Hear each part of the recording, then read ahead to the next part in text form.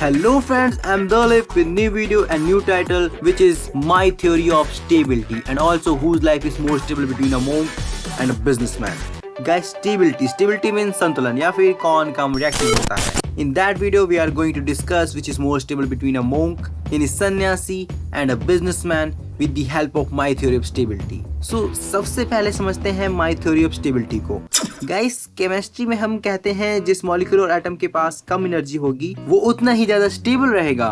It means energy decreases then stability increases, या फिर mathematically कह सकते हैं energy is inversely proportional to stability. And as we all know, हम सब भी एटम और मॉलिक्यूल से मिलकर बने हैं. देन ये हमारे ऊपर भी अप्लाई होता है. According to Einstein's famous equation E is equal to mc² कहती है कि energy is directly proportional to mass, यानी जितना ज्यादा मास होगा उतनी ही ज्यादा एनर्जी होगी. और इसी इक्वेशन को न्यूक्लियर पावर प्लांट में यूज किया जाता है and also in atomic bomb which is quite embarrassing. And also जितना ज्यादा एरिया होगा उतनी ही ज्यादा एनर्जी होगी, यानी जितना कम एरिया उतनी कम energy. And mathematically energy is directly proportional to area. So ये थी मेरी theory of stability. I hope you understand. अगर नहीं आई तो कोई बात नहीं, कमेंट सेक्शन में कमेंट करो, मैं जल्द से जल्द बताने की कोशिश करूंगा. If you understand then back to question which is whose life is more stable between a monk and a businessman. in Hindi, किसकी लाइफ ज्यादा संतुलित होगी, एक सन्यासी की या फिर एक व्यापारी की. As we all know कि एक बिजनेसमैन अपने काम से ज्यादा अपने पैसों की वजह से जाना जाता है.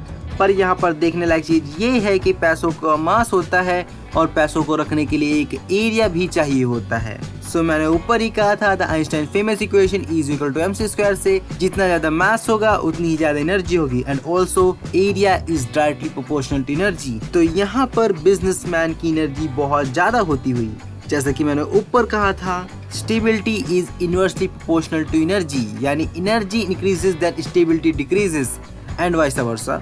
सो यहाँ पर बिजनेसमैन की एनर्जी तो बहुत ज्यादा होती हुई, यानी मोर अनस्टेबल.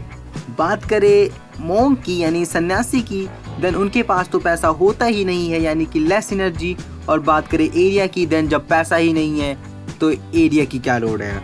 सो यहाँ पर तो एनर्जी लेस है, यानी कि एक बिजनेसमैन ज्यादा अनस्टेबल होता है एज कम्पेयर टू मोंक यानी सन्यासी से. तो इससे हमें यह आउटपुट मिलता है कि कहीं ना कहीं हम इंसान एक अनस्टेबल लाइफ के पीछे भाग रहे हैं और हमने अनस्टेबल लाइफ को ही सबसे स्टेबल लाइफ मान लिया है. पर कहीं ना कहीं एक अनस्टेबल लाइफ में ज़्यादा मज़ा है.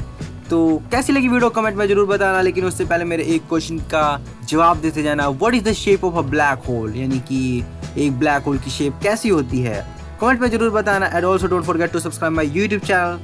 आखिर में कहता हूँ ताकि बीच में डिस्टर्ब ना हो, प्लीज़ कर देना. मांग रहा हूँ, अपना हक मांग रहा हूँ. So, bye-bye.